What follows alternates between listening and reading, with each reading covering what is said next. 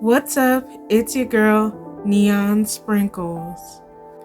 So, today I wanted to talk about C-PTSD and how I deal with it and live with it on a daily basis and what it's like to have it. So, if you guys don't know already, C-PTSD stands for Complex Post Traumatic Stress Disorder. It's a mental health condition that develops after repeated and long exposure to traumatic events. I think I said that right. But honestly, it sucks so bad. Like, so bad. So, the first thing that comes to mind when I think about my CPTSD is memory loss. I have such a hard time remembering things. Just trying to remember what I'm going to say to you guys about CPTSD is giving me anxiety because I can't, it's so hard to remember what I wanted to say. I can't even remember core memories of my childhood. And it sucks because whenever I talk to my mom, she's like, do you remember when you guys did this and this and this, or when you did this and this and this? And I'm like, nope, it's just completely blank. It's like it's been erased. I can only remember certain pieces of the traumatic experiences that I had to go through. I even have notes written down in my notebook so that I can remember what to tell you guys, because if I was doing this straight off the fly, I'd be here all day trying to remember. So the next one is low self-esteem. Yeah, I put myself down a lot and I don't see myself as worthy of a lot of things. And it really does suck because I would like to be confident and out there and be this social butterfly, but I can't. It's really, really hard.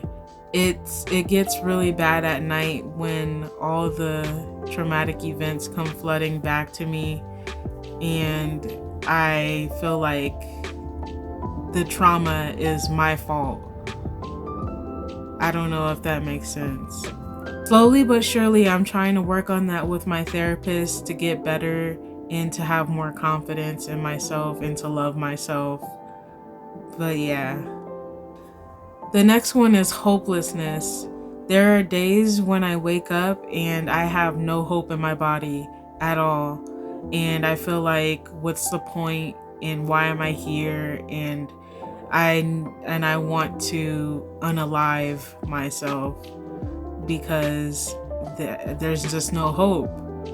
There are days where I don't even see a future for myself or anything like that, and then everything with the homelessness and me being unemployed just all goes into it, and it makes it even more just more insane to deal with. But I thank God that not every day is like that, because I wouldn't be here if I didn't have hope. And I know that God gives me hope. The next one is flashbacks. Okay, these ones, I'm pretty sure people know about flashbacks from people with PTSD. And it is exactly how you've heard it before, where you see your trauma in front of your eyes and it happens in an instant and you can't really do anything about it. You're stuck in that flashback and it's like you're there again and you don't know that you're in a safe spot, but in that flashback you're in the most dangerous part of your life. I get flashbacks a couple of times a day, and they can happen when I'm talking to somebody and I'm giving great eye contact. I'm all up in the conversation, and then all of a sudden, bam, it just pops up on me and now I'm staring at this person and not even hearing what they're saying because I'm lost in that trauma. And it really sucks because it's hard to really connect with people when I have flashbacks during conversations. They can happen anytime, honestly, and it's really debilitating because you get stuck. Your body is like frozen in time while your mind is on this field trip, and it's not good. And when you come out of it, you don't feel safe, you don't feel good, you feel like I can't do this anymore, and it's not good. I don't know if I'm explaining it correctly, but that's how I feel. Sometimes when I have flashbacks, I don't freeze. I go into fight mode and I start fighting. I don't know if I'm explaining it right, but that's how I deal with them, and that's how they happen to me. And it really truly does suck. Okay, the next one is nightmares. The nightmares suck so bad. I keep saying that it sucks because it does. The nightmares are really bad, and it's usually about the traumatic events that you've been through. And usually with mine, they're very vivid, and it's almost like I can smell, taste, and feel everything. And even when I know that I'm dreaming, it still feels too real. And when you wake up, you don't feel safe. It's just like flashbacks, but prolonged because it's a nightmare. And sometimes it's not even just traumatic events, it's just some scary things that you would never want to experience in your life. And it's hard to wake up too, because you can go into sleep paralysis because of it, and that sucks on another level too. Like last night, I had a really bad nightmare, and I did not want to get up this morning, and I stayed in bed until 1 o'clock because I was so physically tired from my body being clenched like this all night throughout the nightmare. And I couldn't get up. I really couldn't. The next one is hypervigilance.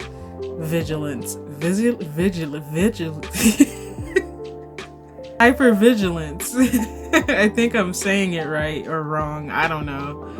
But that's when you're on guard 24/7, and this one goes hand in hand with sore body, which is the next one. So hypervigilance and sore body go together because you're on guard 24/7. Your body is like maxed out on its like what do you call it? Tension. And it like your body is squeezing constantly because it's ready for the next traumatic event, and your ears are on guard. Your ears are on guard, listening for the next traumatic event. Your eyes are scanning, waiting for any danger to appear, and it really does suck.